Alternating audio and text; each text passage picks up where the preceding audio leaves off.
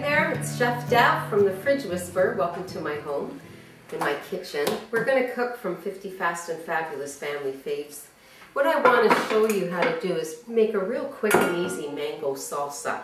You can use it as a salad, you can use it as a salsa to go on top of fish or chicken. You can just really make it fine and do it with tortilla chips. So it's a real nice versatile salsa to have on hand. And I want to talk to you about some of the ingredients we're going to be using today. The first thing we're going to be using is a fresh mango. And when you go to the supermarket, smell it, because you can actually smell the mango and it should be pliable. It should be like touching your hand there.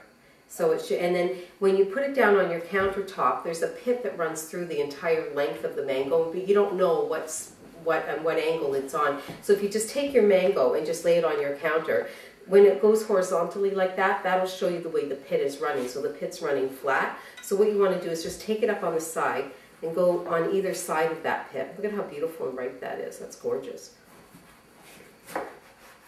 And waste not, want not. Get in there too and get off as much of the fruit as you can. Okay, that's about all we're going to get out of that. So then all I really want to do now is you're just going to go in with your knife. You can just do a paring knife. And you're just going to go like this. And then like this. And just make a little bit of a score on either side like that. And if you go like that, let me just get my bowl up here. And then you can just actually cut off the mango pieces. If you want them finer, you can. I'm going to do a chunky salsa today. And, you know, I would probably put this on a piece of grilled red snapper. Would be nice. A piece of tilapia or sole would be lovely. There we go. You can also scoop it out with a spoon, but I just think this is much easier. Then with this one, all I'm going to do is I'm just going to lay it flat on the counter like that and then just run my knife along to pick the flesh out of the fruit off and leave the rind behind. And again, hand flat. There we go. And then I'll just chop this up. It's a little slippery, so be careful with your knife when you're chopping it up. There we go. Okay, so one mango. And what I want to use is some nice red pepper now. And I'm just going to use a half of it because I just need a half a cup of red pepper for this. So I'm just going to go down a couple of the sides. This is the way I always prep my red pepper. And I just leave the seed pocket right inside. So like that. So I'm just going to eyeball. Again, if you want to measure it, you can get your measuring cups out, but it's not baking, so it's not an exact science. So I'm just saying, you know, just eyeball a half a cup. If you like red pepper, put in more. If you don't like it, put in less.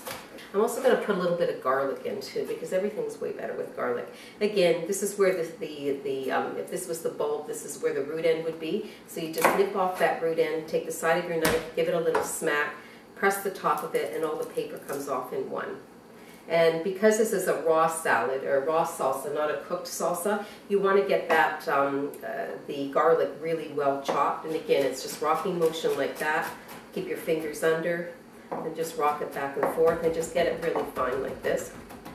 What you can also do is put a little bit of, if you want to get it even finer, like maybe to a paste because you don't like the taste of raw garlic, put a little bit of kosher salt on there or sea salt on there, and then just run your knife over it like that, and you can make it really like almost like a paste in no time at all.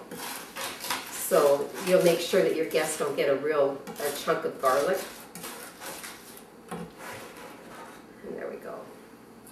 Okay, so for my seasonings, what I'm going to do is I'm going to put in the zest of the lime and a little bit of lime juice, and then I'm going to use some vinegar. So again, I'm going to take my microplane, and I'm just going to do about, probably about half that lime.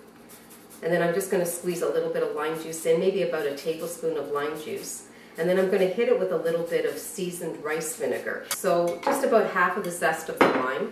And then I'm just going to go in and just give it a little squeeze of lime. So about between 2 and 3 teaspoons. Okay, and now for this, you know what, you could measure, but the whole thing with the Fridge Whispers, I'm really trying to get you to be fearless in your own kitchen. And to do that, I want you to put away your measuring cups and spoons. I want you to eyeball it, I want you to taste it and adjust the seasonings and know where you're going. If it's baking, that's a different story, but when you're just cooking and something fresh like this, just use your own instincts. So in the recipe, it says to use 1 tablespoon of seasoned rice vinegar. So 1 Mississippi, probably 1 tablespoon, right? When you taste it, if you think it needs more, put more in.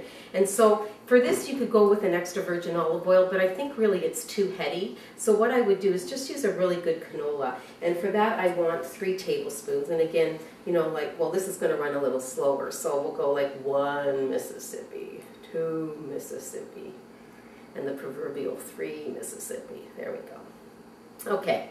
And again, we're going to taste it at the end. So now what I have here is I have a ½ teaspoon of hot chili flakes. So there's where you're going to get your heat. So the juxtaposition with the sweetened rice vinegar is kind of nice. And then I have a tablespoon of dried vegetable seasoning. There's a whole bunch of the ones out in the market. Some are no salt, which are really good. This one has salt in it, but it's far enough down on the ingredients list that I put it in and then I adjust for salt and pepper just before I'm ready to serve. So that's going to go in. And then I'm just going to get a spoon and give it a stir. Look at the colors on that. That's just gorgeous. I mean, you could even just do this and serve this just as a side salad on top of some baby greens. And so now what you want to do is you want to taste it now for seasoning. And actually, you know what? I think maybe I'd like a little bit of cilantro in there too, just to get some color. Maybe cilantro. Yeah, let's put in some cilantro and parsley. So I've got a little bit of cilantro here. I'm going to take the root ends, or the stem ends off. And I think I'm going to put a little bit of parsley in too. This is flat leaf Italian parsley. Just a wee bit of that. Just move this out of the way.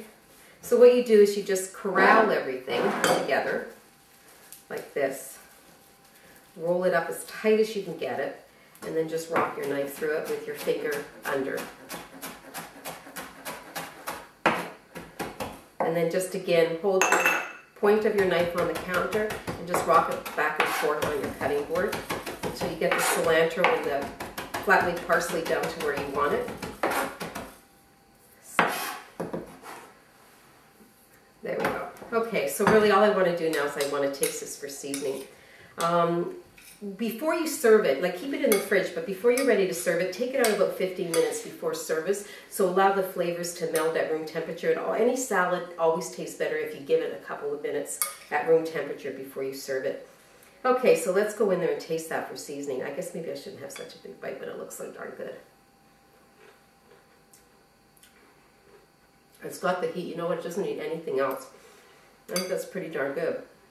Maybe I should just try it one more time just to make sure. Get a piece of the mango.